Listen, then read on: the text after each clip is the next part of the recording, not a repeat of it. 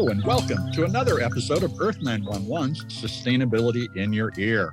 We're back to have another conversation with a person making a huge effort to change the world and turn us to a sustainable future. I'm Mitch Ratcliffe, by the way, your host. We do this several times a week, and we're glad to have you here. By the way, we're recording this today on Earth Day. You won't hear it on Earth Day, but happy Earth Day, everybody. The world deserves a break. Let's give it to them today. So, a new paper from the World Economic Forum called Scaling Investments in Nature warns that if humanity does not change the way we extract and use the resources of the planet, the economic impact of climate change could cost society $44 trillion in lost value by 2050. That's not insignificant. That represents 46% of 2021 global gross domestic product.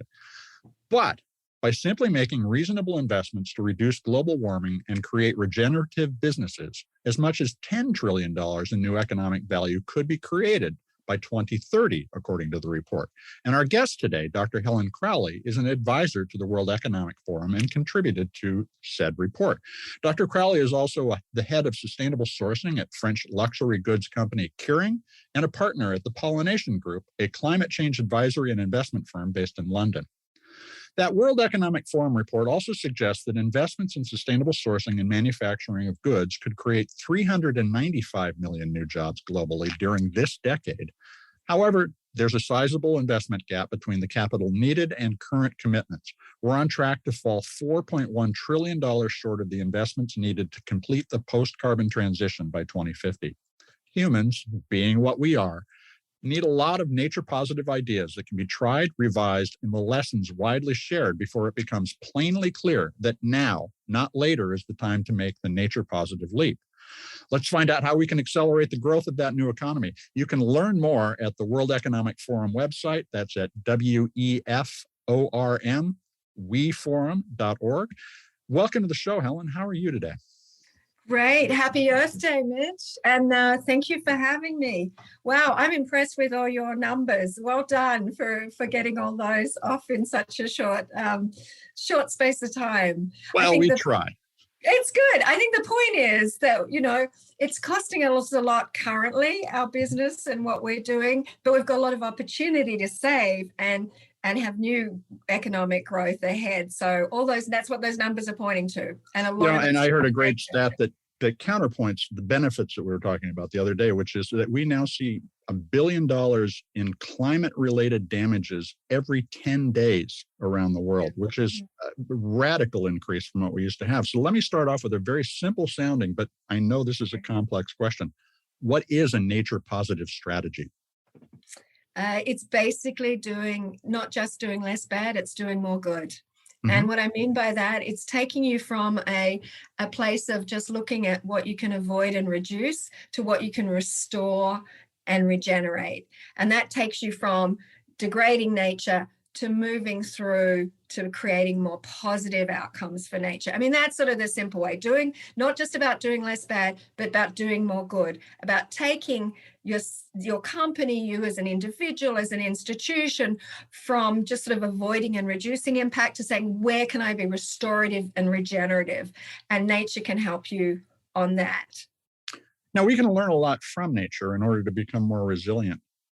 How much emphasis does the World Economic Forum put on the notion of biomimicry and learning from the systems that we need to fit into rather than trying to change and make them work for us?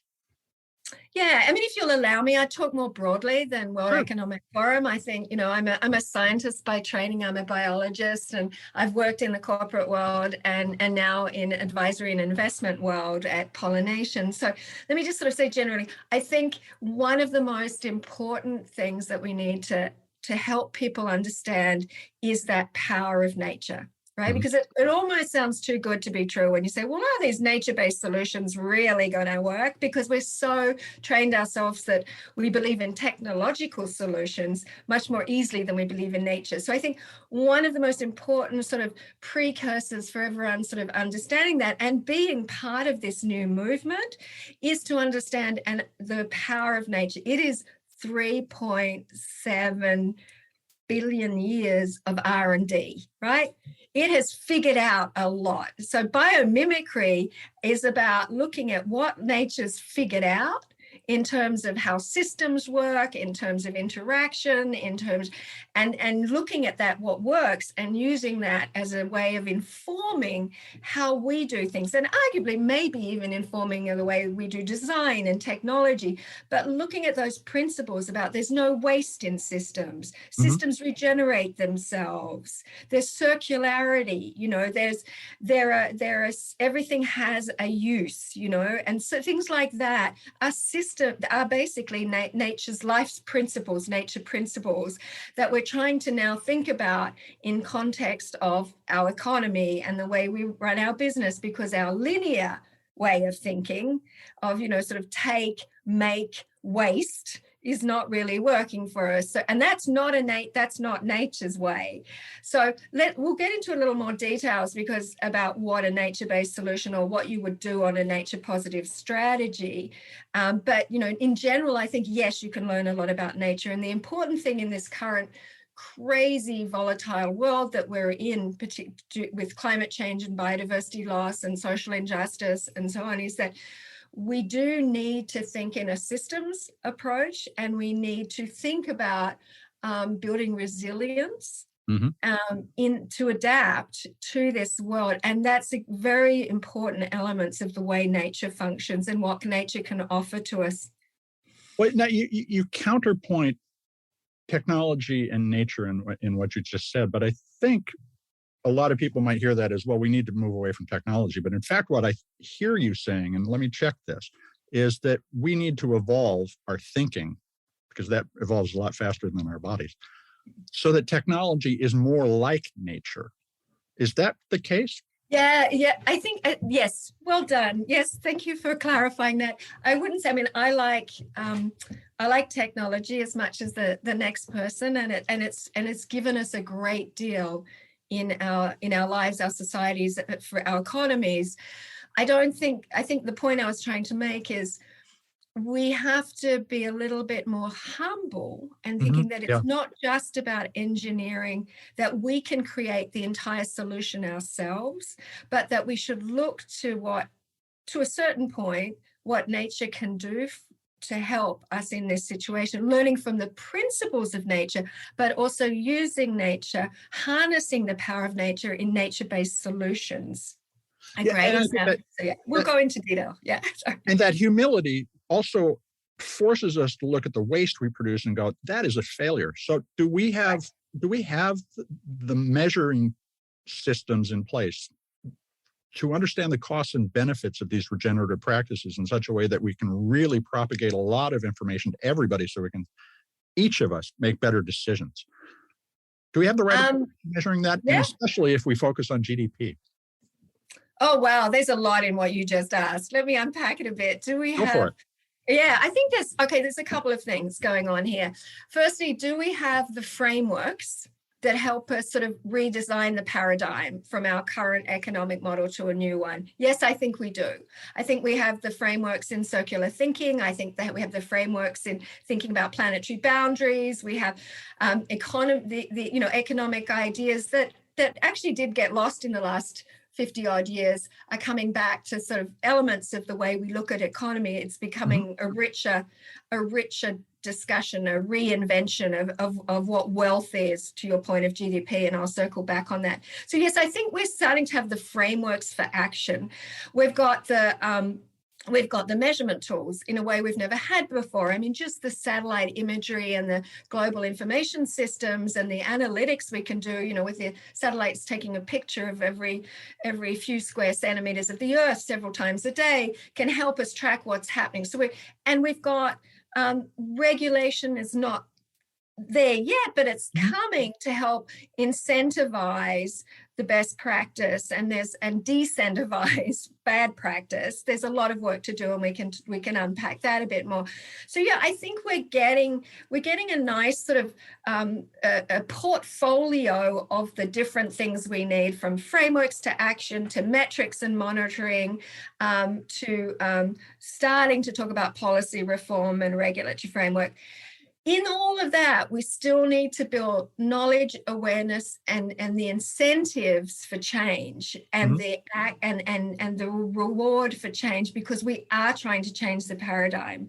I mean, GDP in itself, I mean, it was the 1930s that was a construct that was created, and I think a lot of people are saying it is time. There's not a lot that we did in the 30s that we still want to do. I mean, I like the shoes from the 1930s, by the way, but I'm not sure that the concept of GDP, and I've worked in fashion, so I always make little references like that, but is right. And I think looking at and understanding think of it as an individual. I mean, what really makes you happy? I mean, how much you earn, I guess, is part of it, but your family, your friends, your health. And so that's what sort of really makes you happy. So I think we starting to think more, how can we measure wealth in a much more robust way? I think that's critical. And the thing is, we use the dollar or the pound, whatever the currency is, to say this is how much we are worth, or this thing is worth. But you talked about happiness and broadening this measurement that we came up with 100 years ago. What other factors should we include? Happiness, equity, social justice, environmental wealth. I mean, natural capital. So that I'll come back to natural capital, and I am, that's my passion is nature. It's what I've been working on my entire life, and I think, and my somewhat sort of maybe biased view is that by looking through nature, you can address a lot of other things. Social justice can come through the way that you protect and restore and treat nature. Climate, 37% of the climate change solution is through nature-based solutions and so on. So I think that, looking at how nature, the value that nature provides to us. Now, I think natural capital accounting, whether at a corporate level or a national level, and I think the US government has just made an announcement around that, is a really important way for us to understand the wealth that is created through nature and the services that nature provides, whether it's the billions of dollars a year in pollination services for bees and pollination, whether it's soil fertility, whether it's water filtration, whether it's climate mitigation. And while putting a monetary value on that is not about buying and selling it per se, it's about clarifying for the world that still works with numbers and pounds and dollars and cents and whatever, or maybe not enough cents, is that we need to understand that wealth and that natural capital as well. So it's been very helpful. Natural capital accounting is a nice framework to help companies, countries understand there is this wealth. There are these services that have been provided by nature that are constantly been provided that have been somewhat invisible, but that are invaluable. They're so valuable, they're invaluable, and yet they've been invisible. And the Dasgupta report highlights this really well on the importance of nature to our economy. Yeah, it is as though we had blinders on and ignored virtually everything other than profit for the last 150 years, which, in some sense has paid some dividends. On the other hand, we have simply failed to recognize the cost until they're coming due, and they're coming due now. So you've worked extensively in corporate supply chains and optimizing them. And that has included, touching a lot of extractive and industrial practices that have not been great for the planet. How can we change the sourcing of materials to encourage regenerative and nature-positive outcomes? What do we need to be looking at, in addition to the fact is there's some rayon available in Thailand right now? Yeah, interesting. Can I focus a little on textile and fashion supply chains then? Because they're the ones that I know the best. I think that we've come a long way in the last decade or so that I've been focused on that as an awareness that, and what was interesting is that you jumped to raw materials and materials, because that actually took quite a journey for example, the fashion sector to understand that, in fact, where the interface of their business with nature is mostly around materials. It's mostly around how land is used, how the sheep are grazed, how the cashmere goats are grazed, how the cotton is grown. That's their biggest part of their footprint, and particularly in terms of nature impacts, and also actually in terms of climate. So climate change. Now, there are other hotspots along the supply chains, particularly, for example, in manufacturing and dyeing and finishing. So when you dye the fabric, or you dye the chemicals and the water used and so on. But a lot of it is also around this raw material. So there's been a lot of focus in the last couple of years about how can we turn that agricultural production into a driver of negative impact, and it's one of the biggest drivers of biodiversity loss and climate change, into a driver for good. And that's a regenerative model of agriculture. That's where you don't just mine the soil for nutrients, you regenerate the soil in the way that you grow your crops and you move the animals across the landscape so that the soil is restored. And I can tell the little story about when I went to Central Texas to a regenerative farm. And I got out of the car, and it was in what they call a reference site. So a site that has been treated regeneratively for 20 odd years, showing, the where we could go compared to the surrounding landscape. And you literally feel your feet bounce when you get out of the car onto the soil.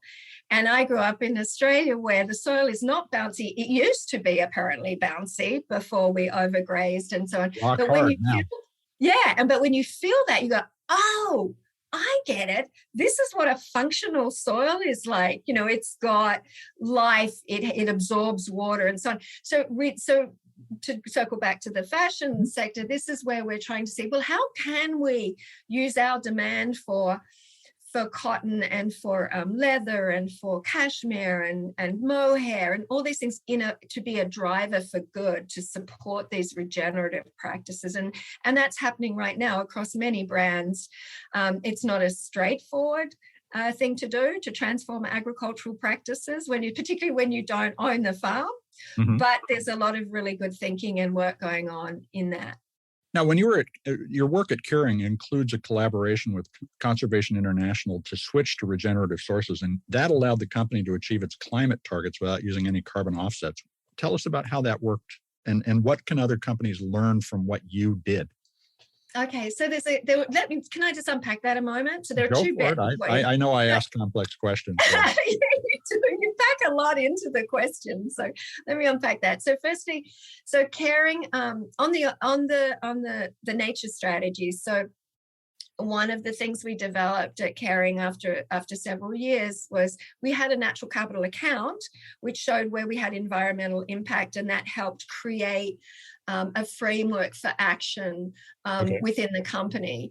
But what became clear, and that's partly because I'm an ecologist also, it was clear that we weren't really looking at biodiversity and nature, really understanding that impact in a more holistic way to really sort of address how we could be nature positive, how we could move to nature positive. So they created a fund called the Regenerative Fund for Nature to fund projects around the world to pilot out new practices, mostly in agriculture, to show how can you get to nature positive. And that's where there was a collaboration with Conservation International on that fund to really understand how we can support projects that deliver on livelihoods, biodiversity, the actual raw material itself, and animal welfare, and regenerate the soil as well.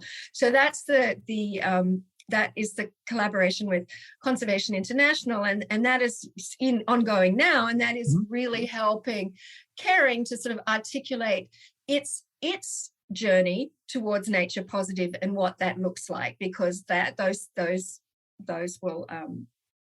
will be part of the supply chains at some point, if they're not already those pilot projects that they're funding. On the offsets, do you want me to go into the climate? I also would love to talk about that in a couple of ways, so please. Okay, let's keep on going on the nature one then. So So that is, and what that fund is also meant to highlight to the sector more broadly, and to engage the sector more broadly, to show here's some examples of how we can do this regenerative production and how it can work for enhanced livelihoods and profitability of farms, and as well as biodiversity. How can you, for example, how can you do a sheep wool production in Patagonia in a way that also protects the wildlife that live across those landscapes? The huanaco, which are like the llamas that migrate up and down Patagonia. How can we build in farming practices that allow that movement of huanaco, as well as a profitable and vibrant wool production, but also allows the native plants and to thrive and so on. So that's that's an example of one of the projects that we're doing. Well, but there is, the way you describe that is you have a long timeline in your assessment of what you're talking about, because you're thinking about not just this year's wool volume, but 20 or 30 years out. And a lot of companies have a problem. They look at the next 2 quarters and worry about their stock price and can't justify, for instance, perhaps spending a little more money up front on something that will yield tremendous returns and savings over the long run. How can business better articulate the fact that they're making these long-term investments to investors who are often just focused on the short term? Yeah. It's a good question, and that's part of my new work. Now I work at Pollination, and we work with the investment community as well as corporate community, as well as actually the public sector, to really articulate and not only the business case for action on climate and nature, but also how you go about it and how you finance it. Mm-hmm. So I think that, and I would say, climate, obviously it's a little ahead of nature in terms of people realizing that the risks at a very fundamental business level, and the Task Force for Climate-Related Financial Risk Disclosure has really taken hold. And investors are indeed looking at this through the risk lens and thinking, well, I want to invest in a portfolio of companies, or a company that is moving, that is transitioning, not because it's the right thing to do, it's the smart thing to do. Right.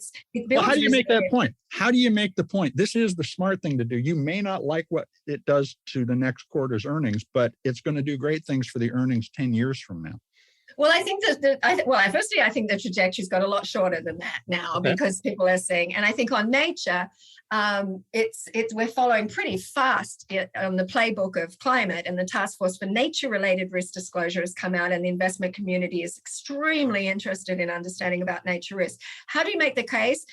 There's a couple of things that are happening at the same time. There's the awareness that we need to do something because there's risk associated with that, and there's risk and return. And, if risk is up, we've got to do something about it. So that means understanding that risk. But there's also the flip side of risk is opportunity. And it's seeing that there is a value creation opportunity if you address that risk, or working through nature-based solutions. What's the value creation? Because consumers, stakeholders, and so on, everybody's starting to ask of their companies, well, what are you doing? Is this product doing what I need it to do? I'm going to make a choice about what I buy because I want this from a company that makes a difference. So there's that happening, and the regulatory environment's changing. So the policies are changing about where you have to start talking as a company. You have to start declaring whether you have deforestation in your supply chain, for example. And this is happening very fast in Europe and the EU. So I think between the shifts that are happening in policy, the awareness about risk, but also opportunity, and the shifts that are happening more broadly in society about that companies are global citizens and need to contribute to global goals for climate and nature, and wanting that. I think those are starting to act in tandem to help build and consolidate a business case for action. Yeah, you use the phrase businesses are global citizens. And I think one of the issues that we face right now is that for the past 100 years or so, they have been individuals or treated as individuals, but not with the same accountability and responsibility to the rest of society. That's a big change in thinking.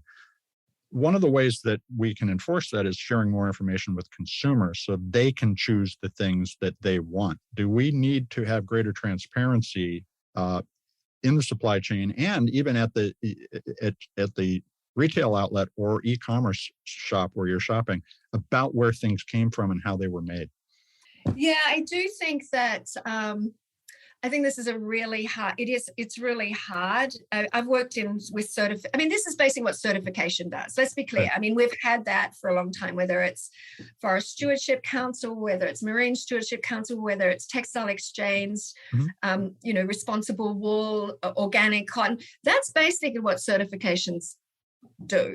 They build in a transparency and a credibility about elements of a product or a product entirely. And I think that is still very valuable. And I still think we need to support those certification schemes, and consumers need to educate themselves about that so that they understand. I think, as I've mentioned, the regulatory reporting requirements, voluntary and regulatory reporting requirements for companies are getting more and more strict and more compelling in terms of incentives to be transparent and to do nature positive and net zero, if you like, or head on that trajectory. So yeah, there's a lot more that can be done in that space. I mean, we do a lot of work with our clients on that to help them understand what they can do and how they can communicate on that.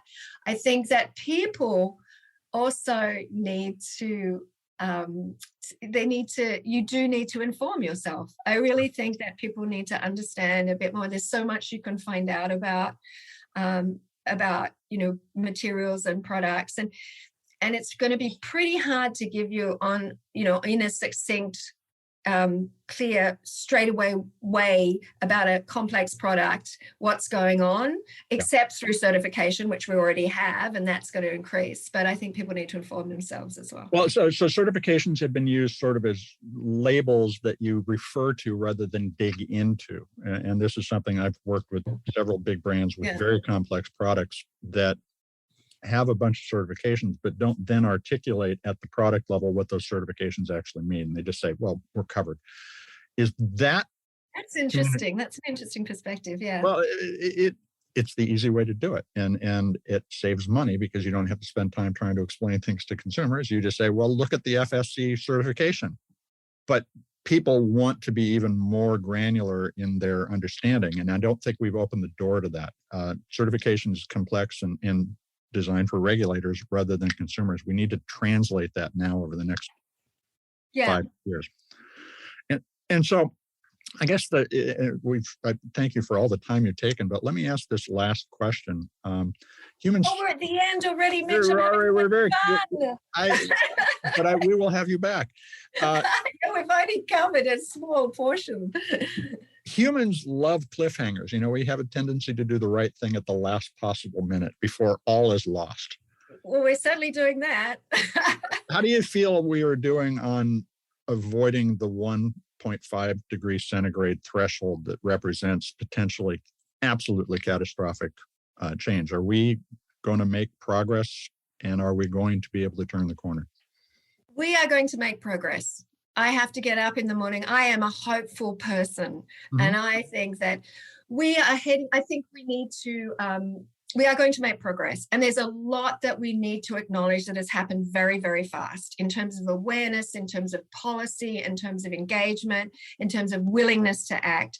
The IPCC reports have given us a clear direction of travel. They've given us the rationale for what we need to do. So now it's a case of really acting, and it's not even a leap of faith. It's the leap of it's not like we can't afford to do it, is we can't afford not to do it, And so I think it's really how fast can we act? And I do have a lot of faith in humans and doing the right thing. I remember hearing Jane Goodall speak many, many years ago, and she talked about having the reason that she remained hopeful was she had faith in our ingenuity as a species. She had faith in our spirit that we really do want to do the right thing, and she had faith in our children and the next generation that they really will do. And I think that we can't. I'll finish with one other sort of quote from Colonel Stockdale, who was a prisoner of war in the Second World War. I don't know if you've ever heard about the Stockdale paradox, but James Stockdale, former vice presidential candidate with Ross Perot. That's right. Right. Yeah. But you must never confuse the faith that you'll prevail in the end, which you can never afford to lose, right? That's the hope, with the discipline to confront the most brutal facts of your current reality, whatever they may be. Stockdale and John McCain both showed that exquisitely in their political careers too, because they went out and followed through on what they survived. And I think we're going to look back on this era with the same kind of horror that we look at the Vietnam War and go, how did we do that? But look, we made it. Yeah, and I think to me, my take-home message from that is the hope that you've got to acknowledge that we've got a hard road ahead of us, but we are smart and we are resilient and we can do incredible good as a society, and and we're at this point where we are going to show just how amazing we can be. Well, Helen, that is a great way to finish a conversation on Earth Day, and you've got me charged up. I want to thank you for spending time with us today. Thank you, Mitch. Thanks, everybody.